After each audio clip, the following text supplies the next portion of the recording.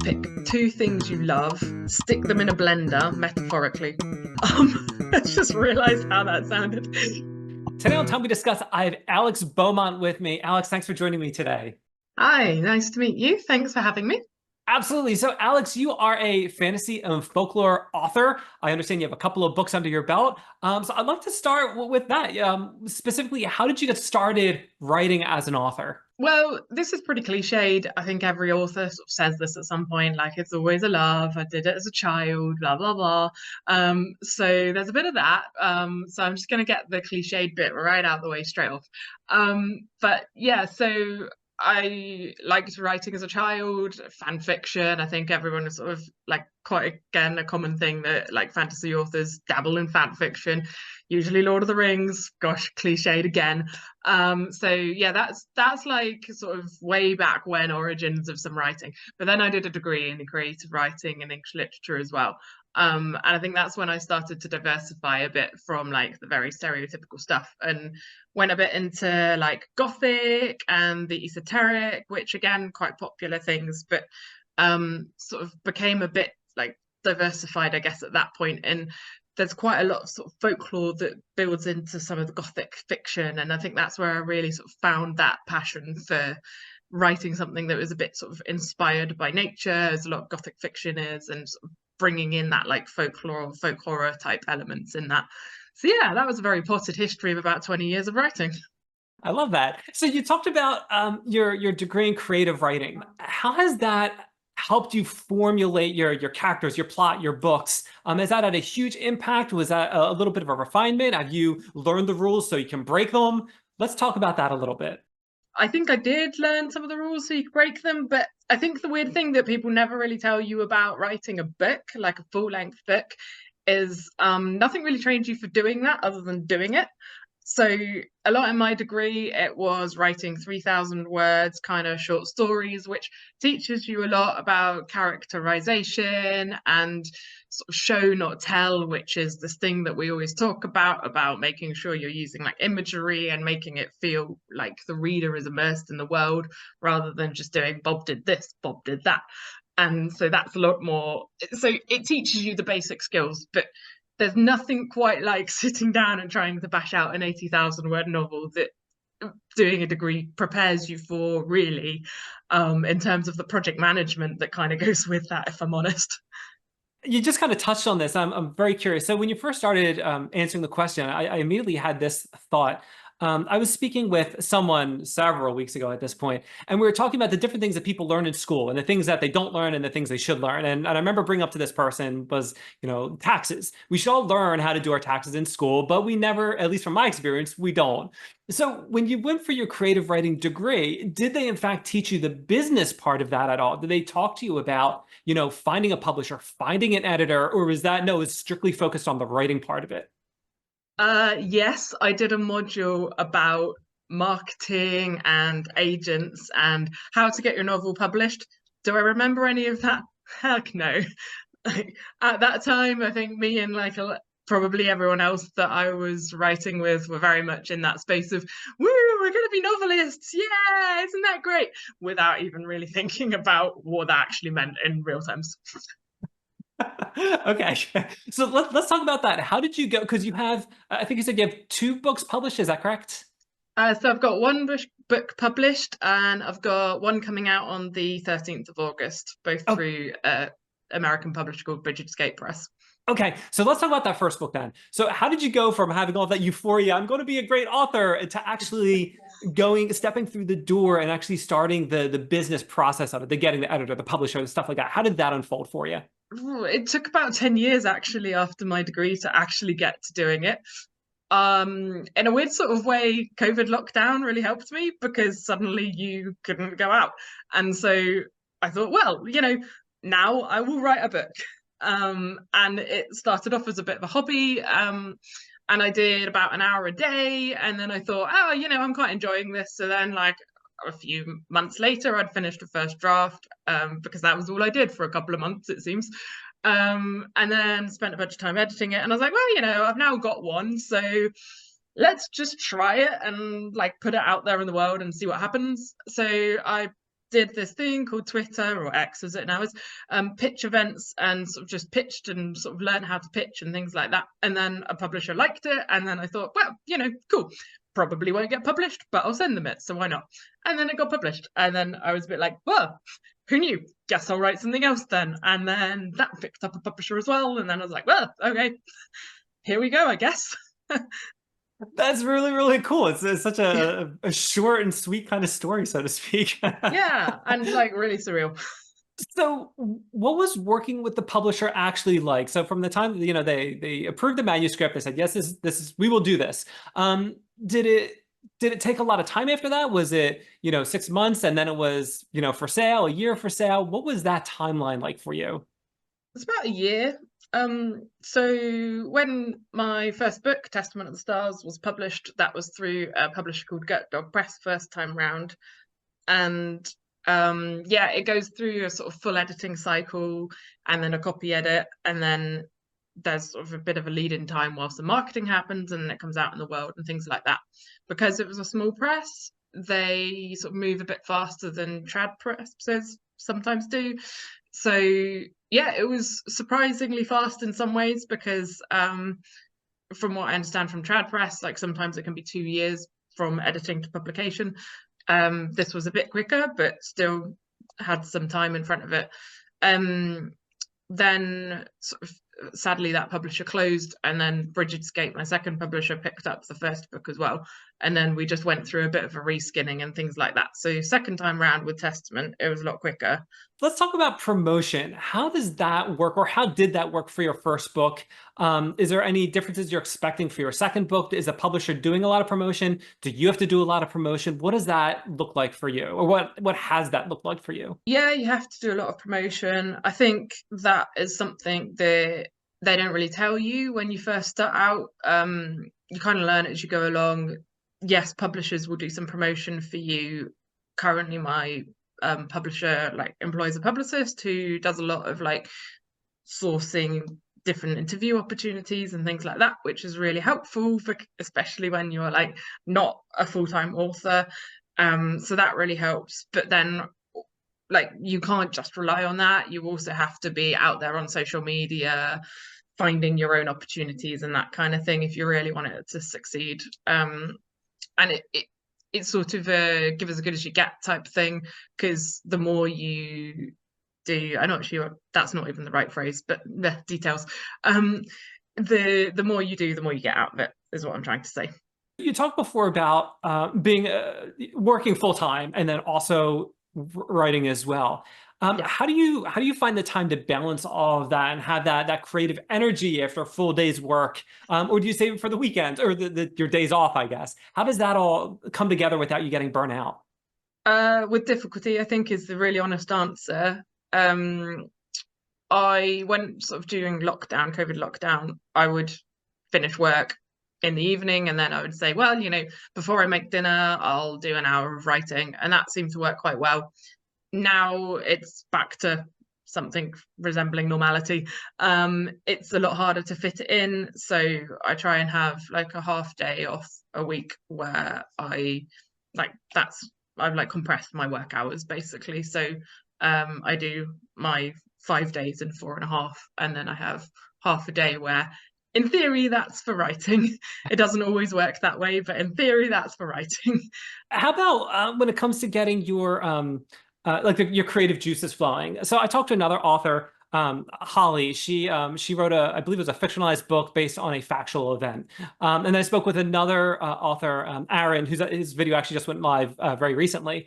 He was heavily inspired by James Cameron's movie Aliens. I hope I got that right. I'm terrible with names of famous people and whatever.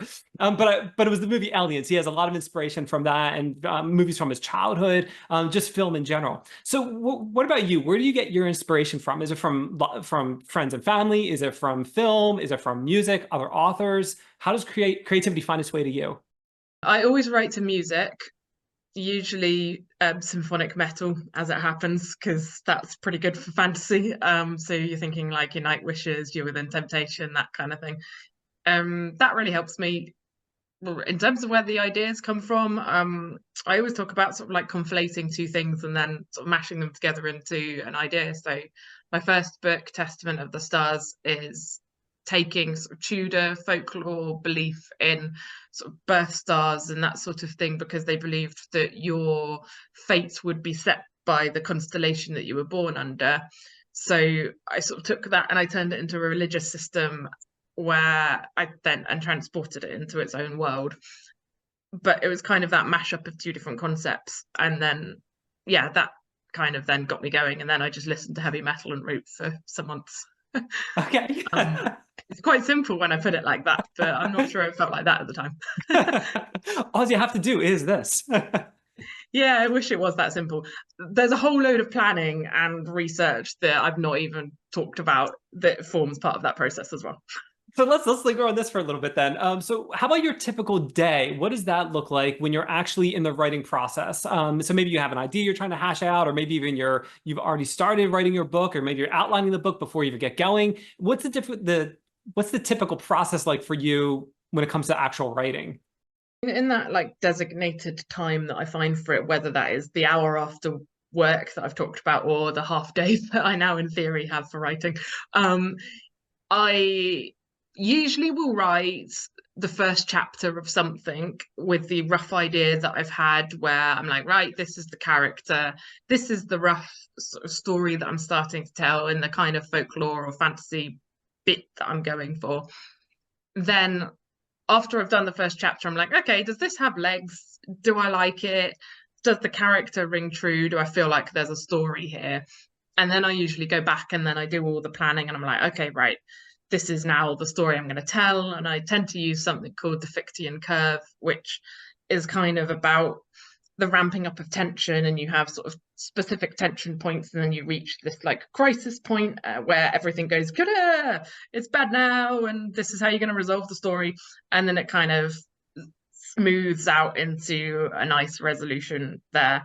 And then what I found out is that like I think I really like cliffhangers, because all of my books have like this like not a full cliffhanger, but kind of a bit of like a hook for something that you could then move it on with into like a future story and something like that. So yeah, that just kind of tends to creep in right at the end, which I don't know if it's a spoiler or not, or like just something to make people want to read to the end. Yeah. Now, if you were to compare yourself to another author, what would your style be? Who would you compare it to from a stylistic perspective? So there's a book called Sister Song by Lucy Holland, which is kind of in this very similar space of sort of like ancient world folklore. It's set in a similar part of Britain to my second book, Dissonance of Birdsong, which is the one coming out in August. She writes very lyrically, I write very lyrically. She's writing in a folkloric space, I'm writing in a folkloric space. I feel a bit disingenuous comparing myself to her, because she has award-winning books that are translated into a lot of different languages, and so you know I am nowhere near as successful as her, but in terms of style, yeah, sure, they're kind of in the same bucket. That's good. That's good. It almost reminds me of, when you're so I'm a big music person. So when someone says like, oh, listen to this band, whoever, it's like, okay, well, who do they sound like? Who do they remind you of? That kind of a thing. It's kind of nice to kind of gauge like, okay, well, I really enjoy this music. I might enjoy that music too. And from an author perspective, you enjoy this author, you might enjoy your books as well. So that could be good. That could be good. So before you talked about you have you went to school for creative writing. How important do you think that formal education was into doing what you do now? Do you think you could have picked up everything elsewhere? Do you think, no, that was definitely a very smart choice, do it all over, you would do it exactly the same way? What do you think about that? I don't think you need a degree to be an author. And I'm very passionate about that, even though I have a degree in creative writing and English literature. I think it takes all sorts to make a world. And I also think that people who have degrees naturally have a certain perspective. And yes, there's a wide range of perspectives within that. But if we were going to be in a world where only people with creative writing degrees got published and told stories, like that would be a really narrow pool of stories to tell. And I think that would be kind of sad. So no, I don't think you need a degree to tell a story. I think a lot of people have really interesting and valuable stories to tell without that formal education. And yeah, it was good for me because, I didn't want to do anything else at university because this was my passion. But one of the other authors that I've spoken with said a very similar thing, that not having a degree might actually make you a better writer than someone yeah, that does pursue a degree in English or creative writing. So for real, I need to look that up and find out who actually said that. So the next time I mention this, I can give that person credit, because it's good stuff. So you said you have another book coming out in August 13th, I believe you said. yeah. Okay. Any hints that you want to drop about this book? What's this new book about? What's it going to be like? So this new book is based on bird folklore set in ancient Cornwall, which is this really remote, sort of sea-beaten part of Britain. It's based on a sort of society that's a bit like a cult. They rely on the mist that's in the lungs of these birds, and these birds migrate from a different part of the land and fly in spring to this peninsula on the Cornish coast, and then exhale the mist in their lungs into the people that live in the settlement. But the mist is running out and nobody really knows why, but nobody really wants to talk about it. So the main character, Azeld, who knows the mist is running out and is worried about the impact of that, basically is trying to push for it to be answered, that question to be answered, so she can save her and her sister from a fate which is being sent to the mines to live there with the other people that have run out of mist. So that's the vague premise. Then she basically ends up going into the mist, into the sea, to find out why the mist is running out. That's I very love this book. interesting. Yeah, I loved writing this book, is all I'll say. So if you were to pick your strongest source of inspiration for this particular book, what would that be? I spent a lot of time in Cornwall growing up. And there's just something really mysterious about the British landscape generally, and Cornwall really epitomizes this in terms of it's rough and it's ragged, and there's all these stories and mystery just wrapped into belief about the landscape and things like that. And that's always been a real big area of curiosity for me. Like, what do people believe about when there's like noises that you hear in caves and things like that? Or what do people believe about like birds and nature and their symbolic reference point to like people's lives and things like that? And there's just so much in there that's in this sort of area. So yeah, I think really sort of that kind of like sacredness of landscape and nature is a real big inspiration for me, and really was just part of this book. And I really love fantasy mysteries as well, so kind of try to wrap all of those things into one concept almost. If you're going to inspire another author to be, they're having problems getting started, they don't know if they could do it, what would you say to them? Pick two things you love, stick them in a blender, metaphorically. I just realized how that sounded. Don't put things you actually love in a blender. Anyway, put them in a metaphorical blender and see what comes out. Like, get thing A, thing B, mush it together. What does that look like when it's together? Write that. And they say often, write what you love. If you don't write what you love, it's not going to be fun. I certainly think writing should be fun because it takes up a lot of time. So if you're not enjoying it, for goodness sake, do not do it. So pick something you enjoy. That's awesome. That's very inspiring. Great advice. Thank you for that. Alex, one thing I like to do during the show, I like to extend the courtesy to my guests. If there's something that you want to talk about, if there's a project you're working on, a cause you believe in, if you want to talk more about your books, I'd like to extend the opportunity to you and hand the floor over to you. I've talked a little bit about my books already, and how folklore and things are important to them. One thing that I'm going to talk about is the folk music that I particularly wove in to Dissonance of Birdsong. Dissonance of Birdsong has folk songs within it. Song magic is really important to the people of the sort of world there, and particularly because it's quite rare. The main character, Ezeld, can charm people through song magic, and that's a really sort of unusual ability. So when like that mist I was talking about earlier, where she inhales the mist, she can then exhale that mist back out and use it as a song charm. This was something that I really wanted to bring out because, like I was talking about, with all of that nature being very important, there are some really wonderful folk songs that are very nature driven, and there's sort of a raw beauty to them. So I think I just make some suggestions really about like the types of music that really inspired me to do this is things like there's a band called Steel Ice Band, and they did a beautiful song called Reclaimed, which is about how one day sort of all the shoots and leaves will reclaim all the concrete and things like that and crumble it down back to dust as the leaves take back over.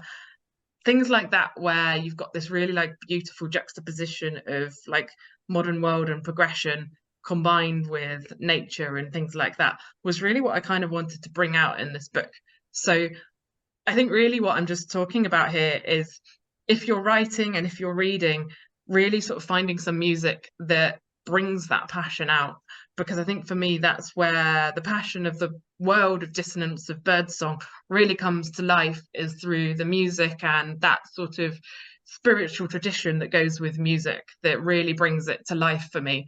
So my too long didn't read is listen to the music that really sort of chimes with you when you're reading books, and let that transport you into the place for where you're reading or for where you're writing. I think it's really important, especially for authors, which is my summary point here, to have music that you associate with the book that you're writing, because then when you, even if, especially if you have only a short time to write like me, then if you have that music that you're like, this belongs to my book, you can listen to that song and suddenly you're there. Then your hour, very efficient, got that music, set you in the zone, right for an hour, bam. Alex, it's been absolutely awesome having you on Time We Discuss all the way from the UK. I appreciate it. I know it's kind of late over there, so I do appreciate you spending time with me and learning about what it's like to be a fantasy and folklore author. No worries, and it's been an absolute pleasure. Thank you very much.